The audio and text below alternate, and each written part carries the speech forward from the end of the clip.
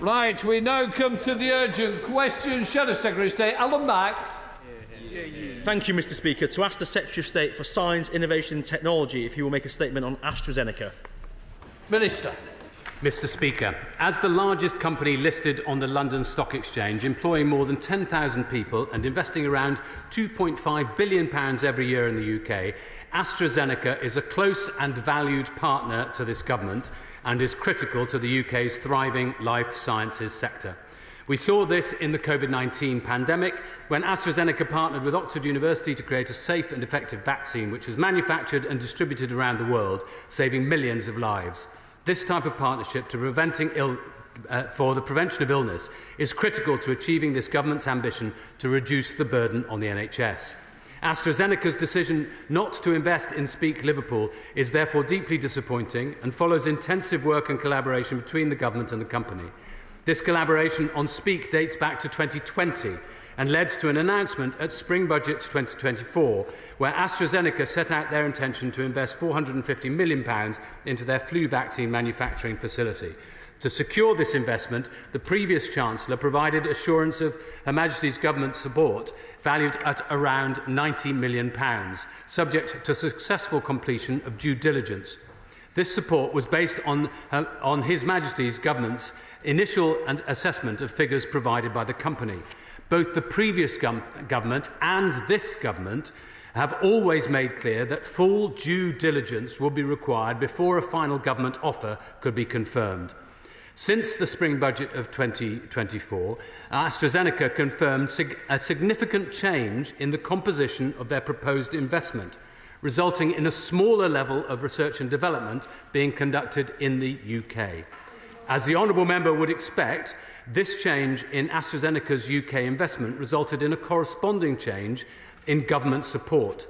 Our revised government offer sought to ensure value for money for the taxpayer and followed due diligence of the investment put forward by AstraZeneca.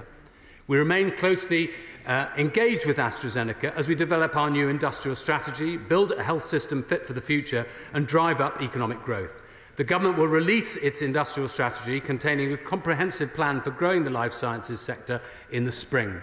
This will build on the significant momentum generated by the plan for growth, including delivery of the Oxford-Cambridge Growth Corridor, as well as the budget announcement of the Life Sciences Innovative Manufacturing Fund, the suite of inward investment announced at the International Investment Summit, and strategic partnerships announced with Oxford Nanopore and Eli Lilly. Thank you, Mr Speaker, for granting this urgent question. Just 5 days ago, the Chancellor gave another speech about growth, designed to divert attention away from the total lack of growth caused by Labour's high taxes and anti-business approach. The Chancellor specifically praised AstraZeneca. She knew the last Conservative government had successfully negotiated a deal for Britain's biggest public company to invest £450 million into Britain's economy. Under the Conservative deal, Mr Speaker, AstraZeneca would have expanded their flu vaccine factory on Merseyside, creating new jobs, improving the UK's pandemic preparedness and sending a clear message to the world that Britain's life sciences sector is open for business. But, Mr Speaker, instead, Labour have cut the funding we agreed and imposed a national insurance jobs tax. This has destroyed the business case for expanding the factory and the deal is now off. So can the Minister explain why the Science Secretary failed to stand up to the Chancellor when she cut his funding, destroying the deal and handing high-quality jobs and investment to our competitors? Mr Speaker, in the last 12 months, AstraZeneca have committed to investing over £1 billion in Singapore, nearly £3 billion in the US and over £450 million in Canada. They could have invested £450 million in our country too. So what is the government doing now to bring back the jobs investment they've just turned away? Mr Speaker, by last July, all that was required was Labour to confirm they would proceed with our deal. AstraZeneca wrote to the Chancellor and the Science Secretary on the 9th of July, but received no reply. They wrote to the Business Secretary in early July too, but he fobbed them off. The company didn't receive their answer until last October. By then it was too late to deliver this project, and now the deal is dead. So will the Minister and the Science Secretary write to the Chair of the Science Select Committee, offering to appear before her and her committee to explain what went wrong and how this failure can be avoided in the future? Mr Speaker, delivering this deal secured by the Conservatives was a big test of Labour's economic credibility, and they have failed. In the same week they talked about growth, they botched a deal that was vital to our economy. Labour promised growth but delivered failure, and let Britain down again. Minister. What utter nonsense. We endured 14 years of growth which even his own backbenchers used to describe as anaemic and feeble. Average growth under Tory governments, 1.2%. Average growth under Labour governments, 2.4%. You are far more likely to secure growth in the British economy under a Labour government. And he simply didn't listen to what I had to say. They sat on this so-called deal with AstraZeneca for 4 years. The process started in 2020. And it's quite interesting what was actually announced to the House and what was actually announced in the paperwork. In the House, the then Chancellor said that AstraZeneca had announced plans to invest to fund the building of a manufacturing hub in Speke in Liverpool. He didn't make any mention in this chamber, Mr. Speaker, of the money that was needed from his department to be able to pay for it. But in the paperwork that attended it, it said AstraZeneca's investment decision is contingent upon mutual agreement with the UK government and third parties and successful completion of regulatory processes. And this was absolutely typical of the previous government. They thought that when they'd announced something that it had come to pass. But actually what you have to do is due diligence to make sure that you're securing for the British taxpayer the best possible financial advantage. And what we've seen quite clearly is that what happened last year was that the original intention from AstraZeneca was to deliver £150 million worth of R&D. They then decided to cut that to something like £90 million worth of R&D. That was their decision based on their own investment decisions. And we, of course, as government, had to assess whether £90 million from the UK, as supposedly promised by the previous Chancellor, was the right amount of money to put into the pot, or whether it was better to offer something slightly less. Unfortunately, at the end of that process, AstraZeneca decided that they weren't going to proceed. But let me just make it absolutely clear to him. This is the best country in the world to invest in the private sector. £63 billion of investment secured in the Growth Summit in last year. £14 billion. Sorry. The Secretary of State, Shadow Secretary of State for Wales, keeps pushing it a little bit. I think we've heard no more. Minister. Thank you very much, Mr. Speaker. £14 billion secured following the announcement of our AI Opportunities Plan. We've cut the rate of corporation tax to 25%, the lowest in the G7. We're creating a pension megafund to be able to invest further. We are, according to PricewaterhouseCoopers' last CEO survey, for the first time ever, we're the second best place in the world to invest in the government, and that's because we have a Labour government, not a Conservative reject. Ogmore, Chair of the Select Committee. Thank you very much, Mr. Speaker. So the UK government is committed to growing the economy through increased R&D and advanced manufacturing. AstraZeneca tell us they are committed to investing in the UK, which is where they are headquartered and where one of their largest customers, the NHS, is based. It's like hearing that two people are madly in love with each other and yet the wedding is off. And I do look forward to the Minister of State for Science explaining to the Select Committee the background to this when he appears before us next week. But in the meantime, could the Minister confirm that UK is committed to incentivising R&D investment? Could he set out the mix of R&D and manufacturing investment which was agreed to by AstraZeneca under the last government and to which it was committed when it dropped the deal?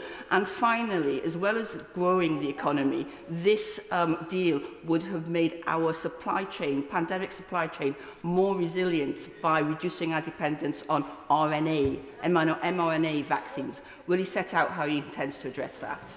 Well, I want to make it absolutely clear, first of all, and it's good to hear from my fellow on our benches and chair of the Select Committee. I want to make it absolutely clear that AstraZeneca is not leaving. There are not people losing their jobs because of this decision. There are still 10,000 people employed by AstraZeneca in the UK, and for that matter, they are proceeding with their nasal-based vaccine for flu for children, but they're just doing it in a different way. All of that is important.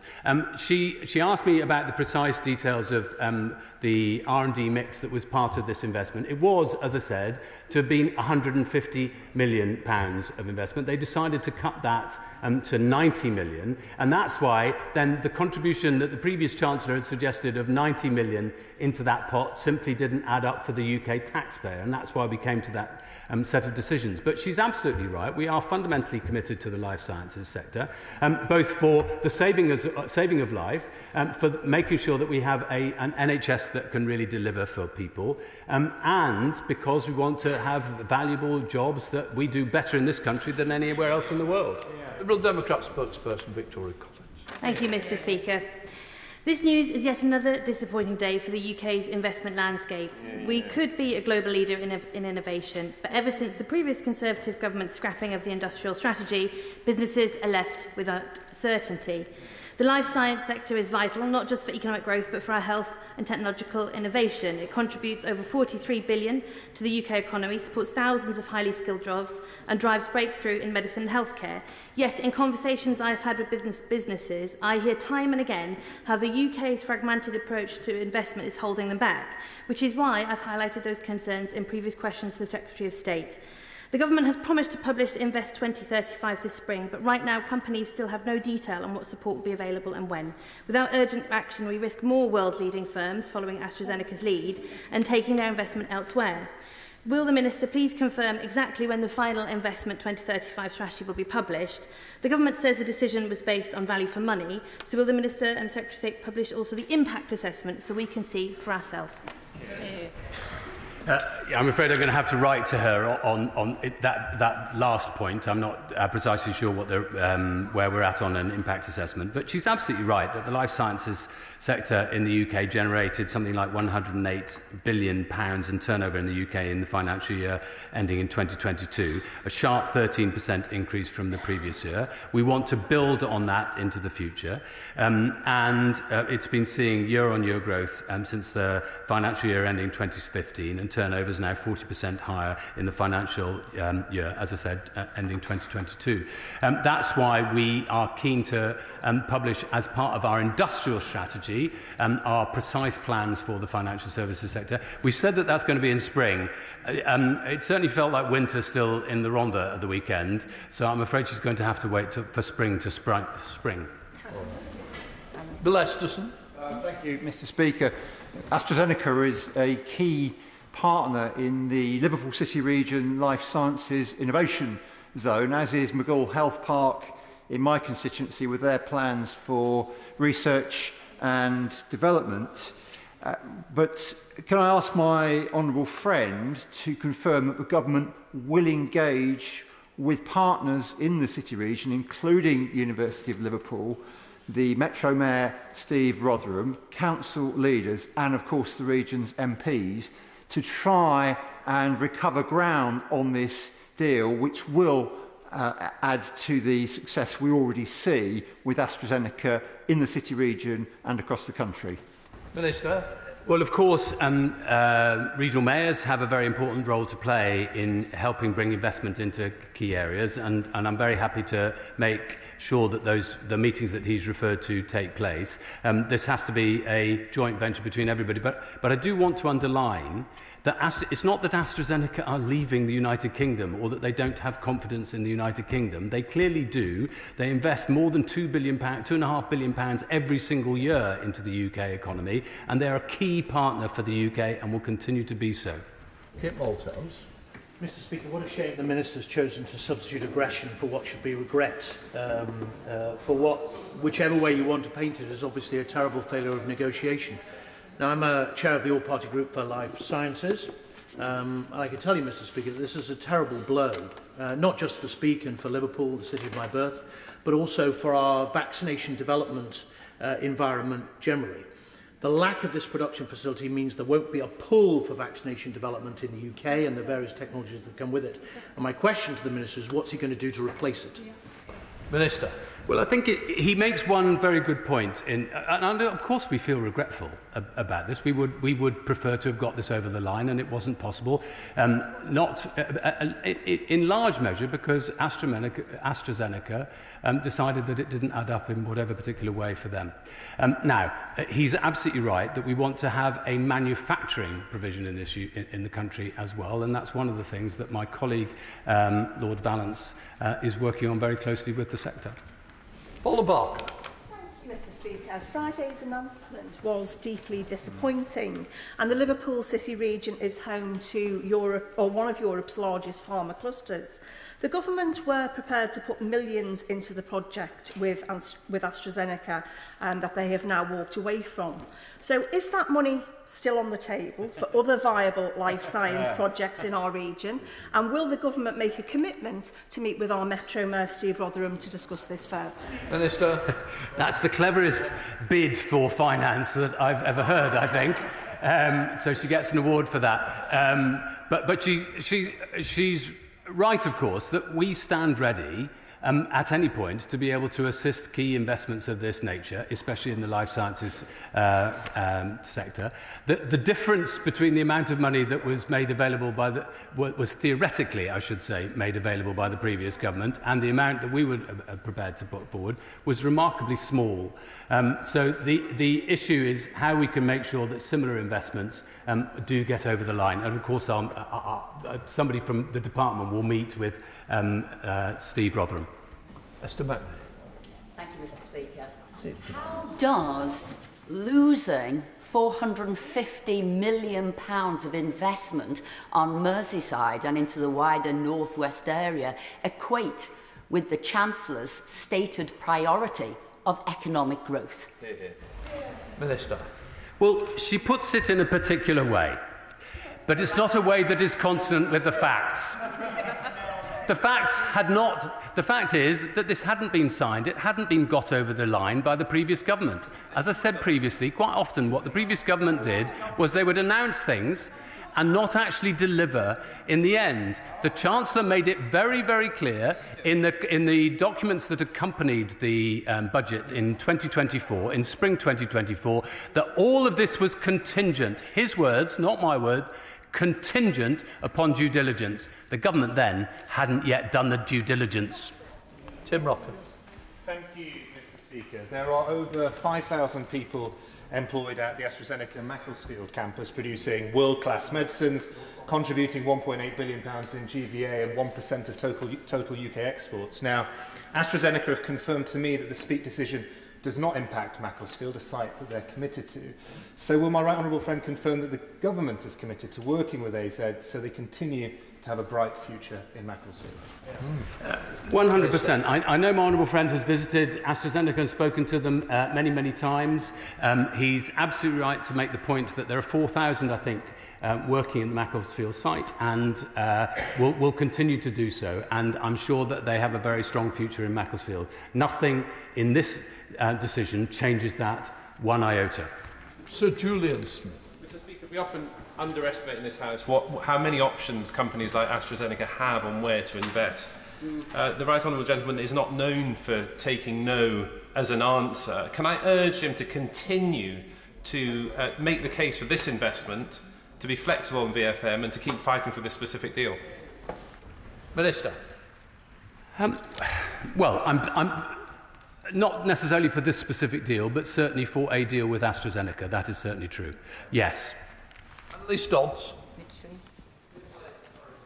Thank you, Mr. Speaker. AstraZeneca pulling its £450 million investment in the Speak manufacturing plant is a blow for creating jobs across the city region, including in my constituency of Knowsley. I want to commend my right honourable friend for Liverpool Garston for her tireless efforts in trying to get this deal over the line. Absolutely. And will the Minister join me in recognising the brilliant work of the scientists at this facility and meet with me and colleagues to explain how he can guarantee investment in R&D in the city region going forward? Minister. I'd be delighted, as she knows, to meet with her, but I think it's probably more useful for her if she were to meet with Lord Valence, who is the Minister for Life Sciences. She's absolutely right. Of course, we would much prefer if this investment were to be going ahead and if we'd been able to get this deal over the line. It hasn't been possible. We now have to look at different ways of making sure that we strengthen that relationship with AstraZeneca and make.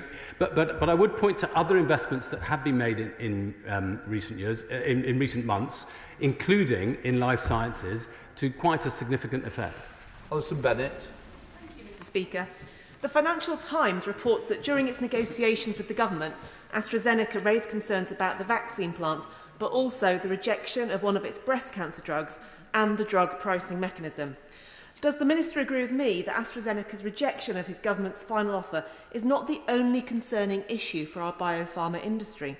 And can he assure me that he is raising issues around the regulatory and reimbursement processes with the Secretary of State for Health and the Treasury as barriers to growth in a sector already struggling with post-Brexit red tape?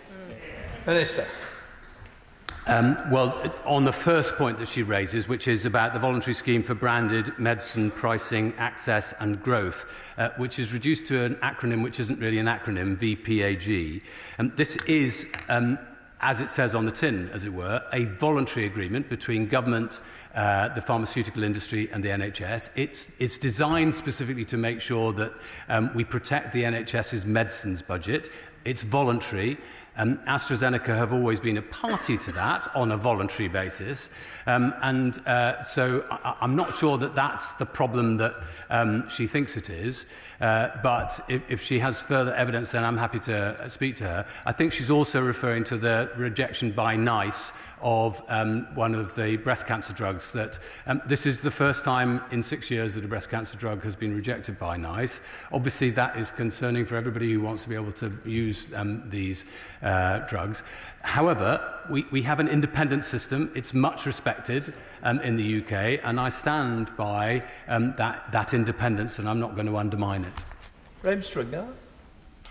Mr. Speaker, can I say in the gentlest possible way to my honourable friend on the front bench that losing investment in Merseyside and the North West is not compensated for by investment in the Oxford-Cambridge corridor.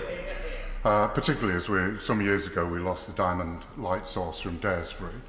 But I'd also like to ask him a question on a deeper issue beyond the normal party political dance, it's their fault, it's not, or whatever.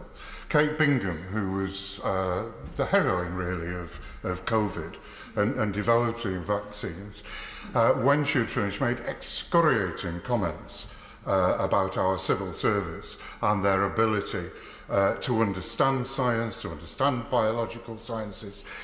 Can he tell me what he will do or is doing to improve the situation so that a distinguished person like Kate Bingham doesn't say that the civil service, the officials, treated this huge industry with suspicion and contempt? Minister. If I might just refer to the first comment first. Of course, I'm the member for Rhondda and Ogmore. I fully understand that investment in one part of the country is obviously great for that part of the country, but it doesn't necessarily mean that every part of the country is rising with everybody else. And trying to make sure that economic investment spreads across the whole of the United Kingdom, including in the northwest, the northeast, and in the South Wales valleys, is a really important part of, I think, our historic mission. He makes another point, which is, I think, AstraZeneca have complained about the length of time that all of this has taken. As I say, it started in 2020, and it was only in 2024 that the first announcement was made, as I understand it, by a text message from the then Chancellor of the Exchequer to the Chief Executive of AstraZeneca. We might need to learn better ways of informing our decisions about science. Thank you, Mr. Speaker. Can I ask the right honourable gentleman, did the government's rise in national insurance contributions and the extra over £400,000 per year that AstraZeneca would need to have paid for the site contribute to their decision to withdraw? No. Joanna Baxter. Thank you, Mr. Speaker, and I declare an interest as the chair of the All-Party Parliamentary Group on Vulnerable Groups to Pandemics. Mr Speaker, more than 1.2 million clinically vulnerable people are still shielding from COVID because the mRNA vaccine does not provide efficient protection for immunosuppressed people. Can my right honourable friend set out how the Department is putting the UK at the forefront of international R&D in life sciences to support those very vulnerable people? Minister. Well, not only have we set aside £520 million precisely to be able to invest in the life sciences industry with an innovation fund, but we're also very keen to work with specific businesses to understand how they can make more secure long-term investments. The single most important thing for most people making an investment in the UK is whether or not they believe that there is political, fiscal and financial stability in the UK, and that is what we're absolutely determined to deliver. She makes a very good point about those who are immunosuppressed and those for all sorts of different reasons that might be, whether it's because of their medication or some condition or other, and I'll take that point back to the department. Kirsty Black. Thank you very much. Come on. The Chancellor has said that economic growth is the most important thing. This was an opportunity to get some of that economic growth. This was an opportunity to get something over the line here. And the UK government has failed to deliver it. Now, how can this House, how can the public trust anything they say on this? How can they say that this is the founding mission if then they fail to deliver for a region that could really do with that economic growth? Minister. Well, the thing is that spending taxpayers' money has to be proven to be good value for money. That's why we have to, whenever we're making an investment such as this, we have to make sure that it delivers more return on investment than £1 for £1. And so, when the AstraZeneca decision to cut its R&D part of its budget from £150 million to £90 million, then it only made sense for the UK government to look again at the amount of money that we could legitimately put in on behalf of the taxpayer. I think if she had been in my place, she would have made exactly the same decision. Chris Vent. Thank you, Mr Speaker, and I thank the Minister for his statement this afternoon. Does the Minister agree with me that the announcement by the Chancellor last week to invest in the Oxford-Cambridge corridor shows very clearly that this government sees a bright future for the life sciences in the UK? And will he forgive me for making a brief plug for a pre-war new town at my constituency Harlow, which would very much like to be part of that future? Hear, hear. Minister. Well, there's all sorts of bids coming in now, none of which I'm in charge of. We have seen very significant added investments made since the autumn in the UK. Iberdrola doubling their investment in the UK through Scottish Power from £12 billion to £24 billion over the next 4 years. Blackstone confirming £10 billion investment into Blythe in Northumberland and so on. But what is absolutely essential is that we need to make sure that this investment stretches across the whole of the UK, that we have the skills that we need to be able to deliver those investments, that we have the economic structures in place to make sure that those investments remain because they're long-term investments and not just short-term ones. And also sometimes we have to tackle the over-regulation that we have in some elements of the economy, in particular in relation to planning, so that we can make the decisions that the Tories should have done for 14 years, we can actually get round and doing them. Neil Shastrahurst. Thank you very much, Mr Speaker. The Chief Scientific Officer has previously stated the importance of this investment in the UK's pandemic preparedness. In light of this announcement, what assessment has the Minister made of the impact on the ability of the UK to respond to future pandemics? Minister. Well, it's not entirely dependent on our AstraZeneca programme, and indeed, as I've already pointed out, AstraZeneca, the piece of work that they were intending to invest in was changing the way that they were developing, I hope I get this science right now, they were changing the way they were going to create the vaccine for the nasal vaccine for flu for children from an egg-based system to a cell-based one. And they've decided that they're not going to do that. They're going to stick with cell-based. So I think if the Chief Scientific Advisor or the Chief Medical Officer has anything to update the House on, he and or she will do so. Josh Fenton-Glenn. Thank you, Mr Speaker. Despite the decision of AstraZeneca, the UK biotech industry almost doubled last year to £3.4 billion. But it was concentrated in just a few companies. will the Minister commit to looking at some of the trial research rules to enable smaller companies to work better with NHS trusts, enabling start-ups and local firms to prosper? He's absolutely right. Not only do we need to enable smaller companies to start up, but we also need to enable them to grow to scale. Because otherwise the danger is we develop the good idea, somebody else ends up buying the IP, and all the value disappears out the back door of the UK. So we need to do all of that. I met with the husband and wife team who run BioNTech, who are absolutely amazing, not least because some of the work that they've developed in terms of immunotherapy is probably the stuff that saved my life when I had stage 4 cancer. So we know how important it is to make sure that we... and they spoke warmly and glowingly of how much work they want to do in the UK, and not alongside that, the work of AstraZeneca. But he's absolutely right. We need to get small companies set up. We need to grow them. We need to enable them to be the world's leaders like AstraZeneca. Samuel Wilson. Mr. Speaker, investment in high-paid industries producing good quality research and development and the spin-offs from that are of course important to the economy and to long-term growth. I agree with the Minister that when it comes to using public money, we've got to be careful how that is spent and not just throw it at a company because they threaten to walk away from an investment. In fact, I would have thought the front bench of the opposition would have been quite happy to hear the Minister talking like a prudent, conservative Minister about public finance being used in a proper way. But the question I have is this: was there not, despite the fact that due diligence had to be done and it may well have been assessed that this was not a good use of public money, was this lost because there was lack of communication between the government and the company during the process when it was being assessed, when perhaps the company could have been convinced that, look, with lesser public support, the could have gone on? Well, I'll take support from wherever I can get it. I'm very grateful to him. Look, I mean, it's a very simple point that when government makes investment in businesses of whatever kind, even when there's a very large cheque on the table, you have to make sure that you're getting value for money for the taxpayer. And AstraZeneca decided to change the structure of their research and development, and that's one of the reasons that we had to change the amount of money that we were prepared to put in. But his other points are very good ones and well made. Chris Curtis. Thank you, Mr. Speaker. I, alongside other members for Milton Keynes, attended the Chancellor's speech last Wednesday and spoke to many companies, including lots of companies that were there from the life science sector.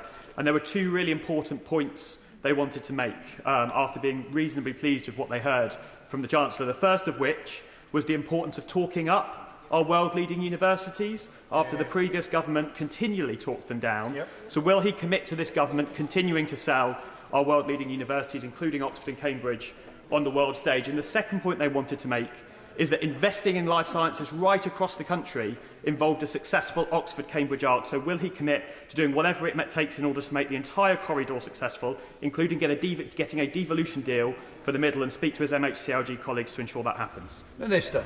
Yes, I agree with everything he said. The Oxford-Cambridge corridor is a really important part. I was intrigued reading newspapers over the weekend how many Conservative commentators kept on saying, what I don't understand is why the Conservatives didn't do this over the last 14 years. Now, it's not enough simply. It's not enough simply to do Oxford to Cambridge corridor. We need to make sure that we build on the creative and scientific innovations in all of our universities in the United Kingdom, and not just Oxford and Cambridge. Lewis Cochran. Thank you, Mr. Speaker. I mean, this is terrible news from AstraZeneca over the weekend. And it is businesses across the country, and businesses like those in my constituency of Broxbourne, that create economic growth and not government. So apart from the government increasing red tape and employers' national insurance contribution, can the Minister outline how he is promoting businesses and encouraging them to invest in the United Kingdom? Minister.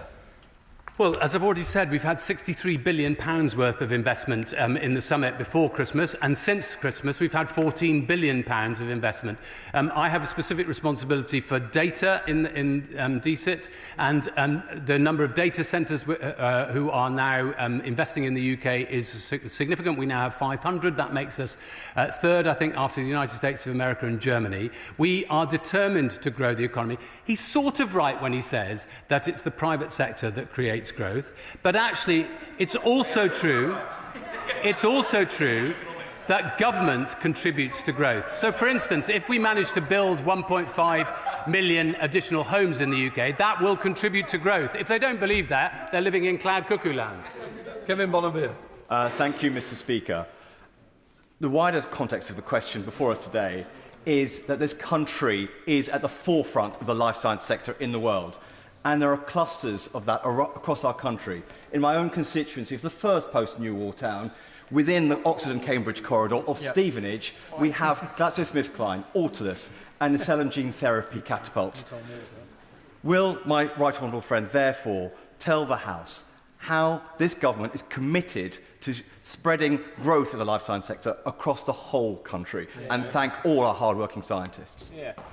Well, that's precisely the job that Lord Valence is engaged in, trying to make sure that our research and development across the whole of the UK budget is spent in a way that actually delivers economic growth, delivers in investing in small companies that are start-ups, but also in ones that need to scale up. And also, incidentally, working with the Department for Education in a vital way, trying to make sure that we've got the skills that we need in the UK, not just to come up with a good idea, in a scientific idea, but also in terms of entrepreneurialism, being able to develop that, take it to market, and make a living out of it. Dr. Andrew Morris. Thank you, Mr. Speaker. I'm grateful to the Minister for providing some insight into the way that the government and its ministers look on economic matters this afternoon. Does he appreciate that investment in R&D per capita in America is very much greater than this country, that there are now a range of federal and state level incentives that will act as a draw to life sciences, notwithstanding what has happened in Washington over the past few days? If you're a company like AstraZeneca, what would there be to tie them to this country and not look more favourably on America as a destination of choice? Well, to be honest, that sounded like a bid to send AstraZeneca to the United States of America, and I don't think that that's what honourable members in this House should be doing. I think they should be standing up for the UK as the best place to invest for AstraZeneca. There's no point in pointing at me like a child. That doesn't do any favours to anybody. The honest truth is AstraZeneca is one of the biggest investors in the UK economy and remains such, and will remain such. Wendy Moore. Thank you, Mr. Speaker. No matter how the Minister tries to dress this up, this is a blow. It's a blow to the UK economy, to life sciences and to manufacturing. So what message does this decision send in terms of lack of support from this government for manufacturing, to global investors and, importantly, to the local jobs market? Minister? It doesn't send any kind of message like that. The point is that in the UK we have secured dramatic amounts of additional investment since the general election, and what is interesting is that all the Conservative members are praising something that was never delivered by the previous government. It was just announced.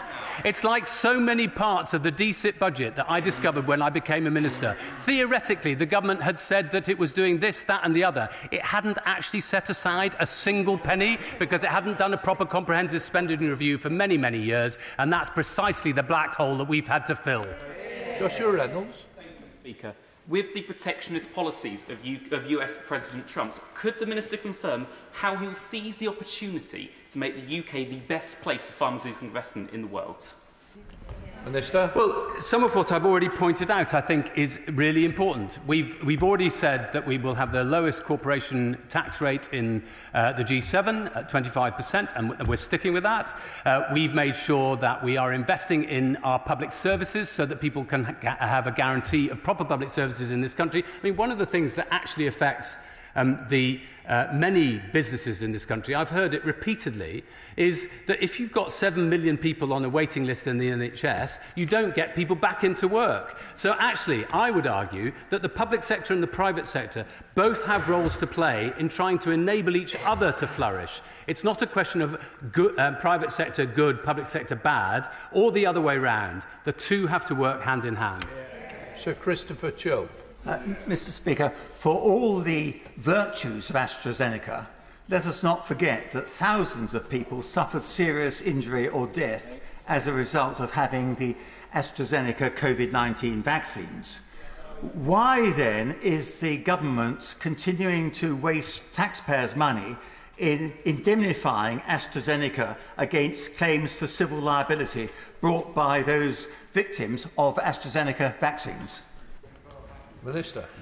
Well, I think the honourable member needs to speak. Oh, he's left. He needs to go to speak to the honourable member who spoke earlier. I actually believe that the vaccines saved lives. I don't believe that they lost people's lives, and I'm afraid that he and I will never be united on that front. David Reid. Mr. Speaker, a pattern is forming around this not-so-new government's ability to negotiate effectively. From the disastrous approach to Chagos, to the terrible deal with trade unions, to this latest debacle with AstraZeneca. So is it fair to say that this new government, this Labour government, when they negotiate, Britain loses out? Minister. It's almost sad sometimes. I just wish he'd been here for the last 14 years.